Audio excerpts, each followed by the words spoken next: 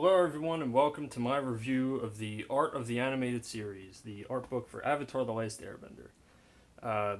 This is an art book that was released in 2010, and it's a really high quality, big, hard covered book. And I love this thing so much. It's really well designed. And the creators of Avatar The Last Airbender, Michael Dante DiMartino and Brian Konietzko, they basically just talk about, the process of making the show. And I love this book. It is so high quality, as I said, and there's a lot of great stuff behind the scenes for it. It's just really nice. So basically, what I'm going to be doing is just going through it and just talking about just why I love it. So here we have the cover, which is basically just, the map of the world, Avatar. You have a nice picture of Aang here. It was drawn by Brian Konietzko. You could usually tell his style if you're a really hardcore Avatar fan. You could usually tell his drawing style. This is also done by Brian. Also, the cover is as well, of course. And what's interesting about this book is it has a foreword from M. Night Shyamalan, who, as we all know by now, made the brilliant, incredible, wonderfully written, wonderfully directed live-action adaptation of Avatar in the form of the Last Airbender movie. It's a perfect movie in every way. Yeah, that's sarcasm. But basically, anyway, yeah, there's a nice foreword here, and what I like about this, believe it or not, is that it's well written. He talks about how the show has like a kind of magic to it, and how contagious it is, and how wonderfully made and everything, how inspiring the show is, and it is well written. It's really short. And that was written November 16th, 2009. So this is, it's quite a few years old. Doesn't make it any less amazing though. Just like the series. And then here we have an introduction from Brian Konietzko and Mike DiMartino, which was written October 29th, 2009. He gives, he dedicated it, they both dedicated it to, like, their parents and their teachers and mentors and stuff like that, so that's really nice. Then here we have the early development section, which is obviously before the show was made. Maybe even before, there's some stuff in here that's kind of before the show was even thought up, really. All this stuff right here, all this writing, you're not going to be able to see it because, my camera's not the best camera on the planet.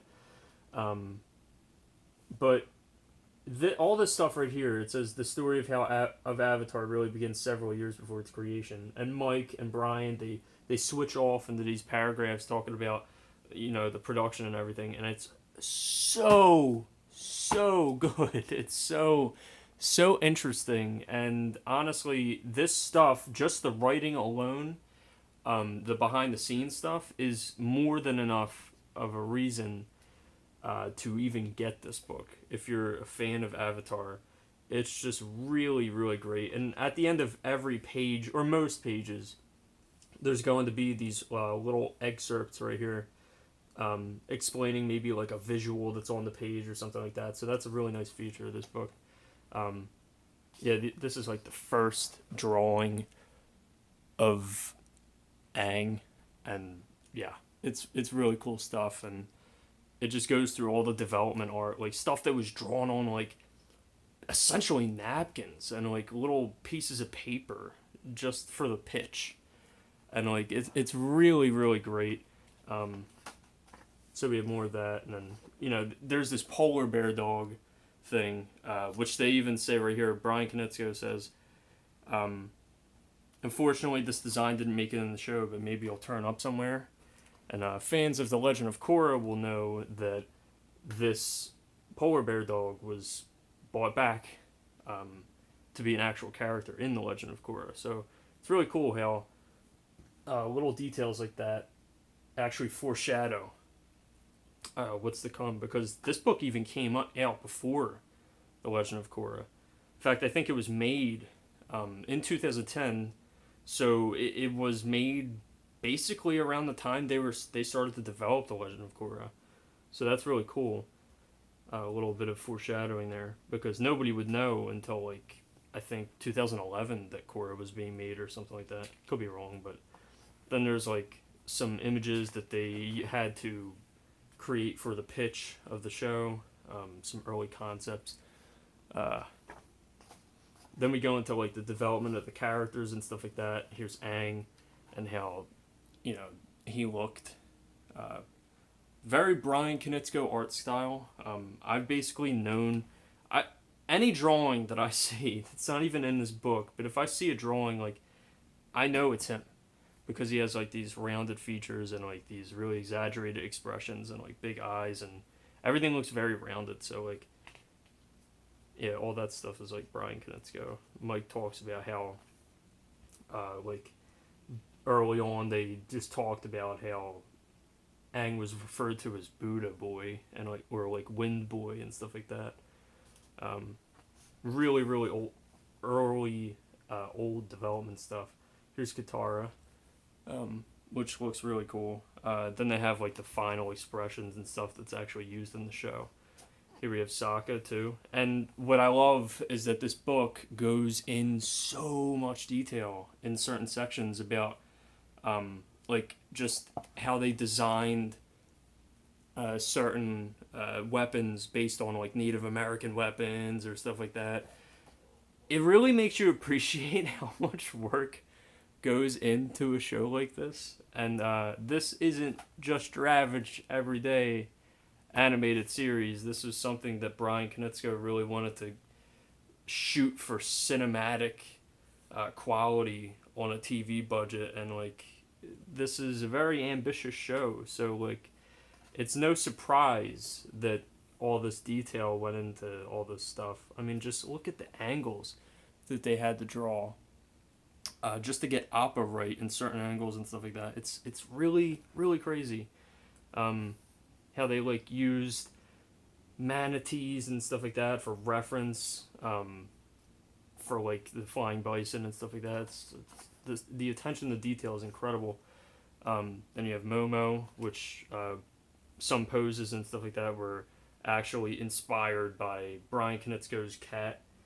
When he was a little kid, his name is Buddy, which is really neat. Lots of inspiration here. Then we have the greatest character ever made. No, but yeah, like, then we have Zuko, which is obviously my favorite character of all time. I can't see that changing anytime soon. I know there's other great characters that are on par with Zuko in terms of development and characterization and stuff like that, but Zuko is just my favorite. So it's really great to see his early development stuff too, which I really love this drawing Brian did of this like samurai look. It just looks so cool. Really, really cool stuff. And here's some key animation for the Unaired Pilot. And then this is actually the section where they talk about how they developed bending, and how like every punch and every kick and every palm has a certain amount of effect that they can do, and how every bending style is actually based on a real form of kung fu. Like, fire bending is based on Northern Shaolin, and it's like really tight, like clean, precise hits. And they talk about like neutral Jing, and it's really crazy. Like, there's just so much detail in the show, and like right here we have little key poses, for like one of the motions that Brian Konietzko actually watched on a video reference of the martial arts consultant Sifu Kisu. He was actually studying the video, and you could actually see like the little poses. If you were to actually take a picture of each one of these poses right here and play it in motion, it would look like kung fu, which is really cool. A lot of detail. Here's like a first pencil test. He's Aang doing this like really crazy movement. This is actually animated by Brian Konietzko, and you know, but when I first saw this, I was actually really surprised at how great this looks. Because like Brian Konietzko, he's the co-creator and everything, and I know that he worked in the animation industry for a long time and all that, but he's actually a pretty decent animator too. like very exaggerated expressions, very detailed and lively, and it just looks really great. He often criticizes his work um, because he doesn't think that it's as good as like Ki-hyun Ryu or Joaquin Dos Santos or anything like that. But Brian, if you're watching, your art's amazing. Stop beating yourself up. That doesn't mean you should stop and not get any better, because the sky's the limit, man. Then here's all the stuff for the unaired pilot, like the old character designs. This is actually the concept for Toph that they had in store before Aaron Ehai suggested that Toph be a fragile looking blind girl. Great switch. Not saying that this is bad and it couldn't have been a cool character, but it's really nice to have Toph as a character the way she is. So yeah, they just talk about all that stuff in here. Here's some cool concept art from the pilot. Some neat backgrounds and poses and stuff like that, and concepts. Then they talk about the animation here and how like they had multiple animation studios because this show was like super ambitious to animate, and they had like a lot of fighting and a lot of subtle nuances in like the character movements, even when there was no fighting. So like they talk about how extensive all the animation was, and it's really really great. I love this early animation stuff. Like just looking at the key animation poses is just a treat. It looks gorgeous the way it's animated. Like stuff like this on this page with Aang was animated by Ki-hyun Ryu, who would actually go on to animate some scenes for this show, but would become an animation director for The Legend of Korra. He is my favorite. Like Ki-hyun Ryu is just incredible. He actually liked one of my Instagram photos once. It was actually a picture of Toph that I drew that was going more for realism, and he actually liked it. So I was really happy about that. And we have stuff like the final Agni Kai's key animation poses and Katara yelling at Sokka, and it's just so awesome. Like, the show really got me into animation and stuff like that. Like, it made me really appreciate, and I know a lot of work goes into stuff like Disney movies and stuff like that, and I'm not taking away any credit from that at all. That stuff's amazing, but this is the first thing that has ever intrigued me to this degree to even get this book. Then they talk about how they're actually getting into the show, and here's some backgrounds of like the Fire Nation ship and the ice sphere that Aang creates and stuff like that. Then we have like poses and like early concept art for Uncle Iroh and some key animation too. It's just really great. Concepts for Fire Nation, Commander Zhao, Monkey Yatso, and like statue designs and early character concepts. Here's some Suki action there too. Here's King Boomy and stuff like that. Yeah, it's really incredible how much detail like a lot of the stuff is like put into here. And imagine just like drawing this oil rig from the episode in prison. Like imagine having to draw that and have another guy paint it in all these different angles just for a 23-minute episode. Like it blows your mind when you think about it. Here's Avatar Roku and the Capitol and stuff like that. And Jet, early concepts. Ki-hyun Ryu actually designed these guys, Jet and everyone else. It was kind of like a stylistic departure, but they let it happen because they just love the design so much.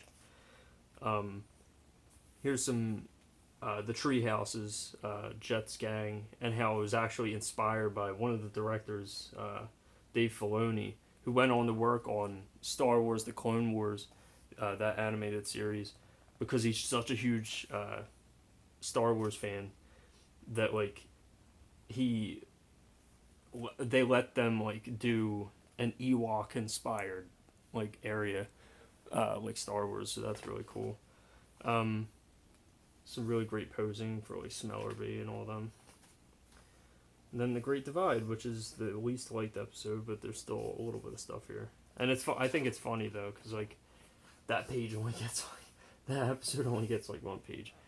But there's even for an episode like that, man, like look at that background design. Like that's incredible. Like that's a drawing. Like it's crazy. The Storm, which is a great episode. The Blue Spirit, how they designed like they were going to figure out what kind of mask it was going to be. They actually thought he was going to be called the Red Spirit, and it was going to be like a red mask. Maybe not even this kind of mask, just a red mask in general. But they figured, it might be a little too obvious that it might be Zuko coming to capture Aang, so they changed it to blue. Yeah, it's just like the Fortune Tower episode. June, the Water Tribe, Bato, the Water Tribe. The Deserter episode. Then we have some storyboarding here from Laura McMullen. Won an Annie Award for this. She actually won the award for the storyboarding in the scene, which is great.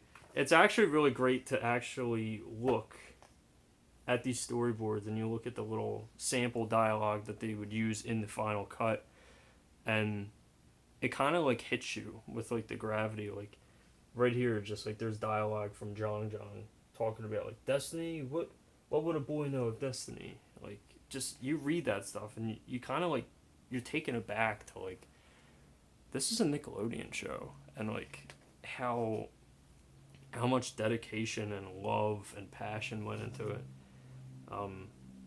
Here's designs for like the Northern Air Temple. How they talked about they didn't like the design for the Southern Air Temple, so when they came back to do the Northern Air Temple, they really wanted to nail it, and I think they did. It looks a lot better. Here's some the little war balloon that would come in later. Some key animation from like Master Paku and Katara sparring Master Paku and all the Water Tribe citizens. Then there's like a drawing design and then the painting. Like it's just this detail is incredible. This is a really great book to just own if you're a fan of the show or just really a fan of animated shows in general, just animation or just art in general. It's really great that like showing all the hybrid animal designs and stuff like that. And now we get into like book 2, which is almost universally agreed upon as the best season. I have my different opinions on that. Not that it's bad or anything like that. It's fantastic, but I love book 3 so much. Just talking about how they wanted to make book 2 look even better, and yeah, it's just really great stuff. May and Ty Lee, and early concepts and just stuff like that. I love how this looks very paintbrush strokes, painterly. The swamp benders and how much detail went into the swamp, like the vines and stuff like that. It is so crazy. Here's Toph and how they talked about how boys like came up to them at cons and said like Toph is my favorite character, and they were really surprised because she's a little girl and stuff like that. There's some key animation of Toph down here. It's kind of hard to show. Yeah, it's really hard. My tripod, it's a little shaky. Some more storyboarding designs of like some the tanks and stuff like that. Wan Shi Tong, sandbenders, and all these great concepts. Here's the wall of Ba Sing Se and just how much detail went into that. Like they designed the drill. It's crazy. It's crazy. I know I'm basically on repeat during this video, but this really is a fantastic book, and if you have the money, you should definitely invest in this book. It's really great. It usually just sits on my desk. Here's some calligraphy that they actually did for everything. It's all Chinese, but this book usually sits on my desk and just doesn't collect dust because I make sure it's clean and all, but it's just, you know, like, I usually just come back to it like every few months and just like pick it up and read it. Now we're getting to book 3. I love this painting, by the way, the Citizens Comet. Talking about how they wanted to make the Fire Nation designs of the main characters look like a silhouette calling back to their original designs, and how that's important for character, like designing a character. It has to look like the character in their silhouette, no matter what kind of changes that you might make. Yeah, here's Master Piandale, who's actually designed to look like Sifu Kisu, who's one of the martial arts instructors for the show.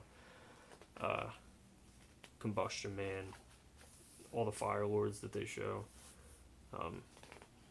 It's just a really great book. I'm speeding it up a little bit because I don't want this video to be super, super long. And here's like designs of the airships and some of the tanks that they were actually inspired. The Earth Kingdom tanks were actually inspired by like Leonardo da Vinci's early tank designs and stuff. It's really, really cool. Air Temple designs, like the Western Air Temple, the original Firebenders, Ran and Shaw. Here's actually the Sun Warriors, like ruins. Just really great stuff. The Ember Island players, which is such a great episode. This episode is so well written, so funny. Then we get into Citizens Comet, which is personally my favorite episode. And I know it's 4, so it's a little bit cheaty. But yeah, this is my favorite episode of the entire franchise. Like, everything Avatar related, this is my stuff.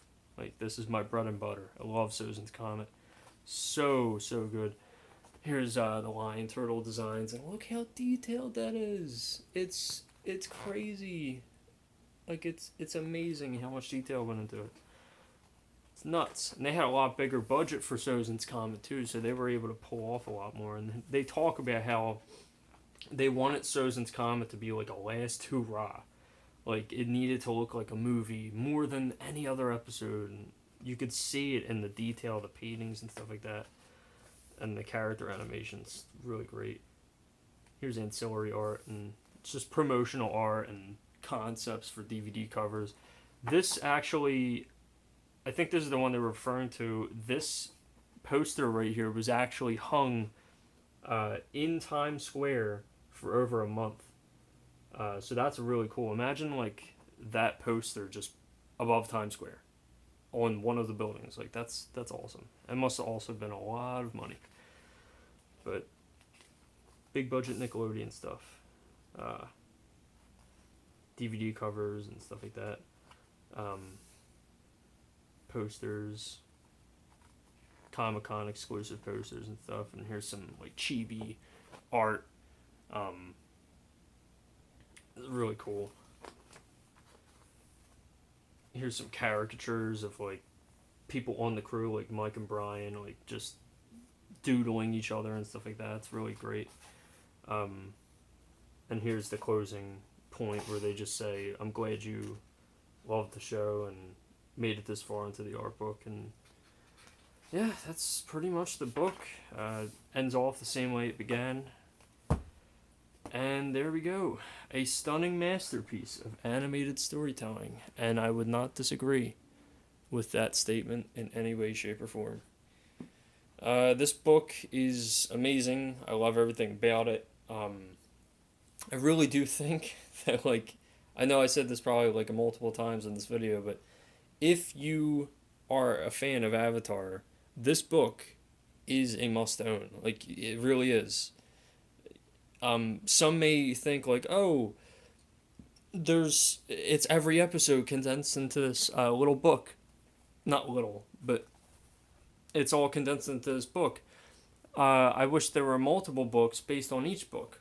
Well, I actually like that this is all in one, because you still see all these great concepts and these great commentaries on the show. So, like, it doesn't even bother me. I just think it's a wonderful, wonderful book. I'm actually thinking of reading it again.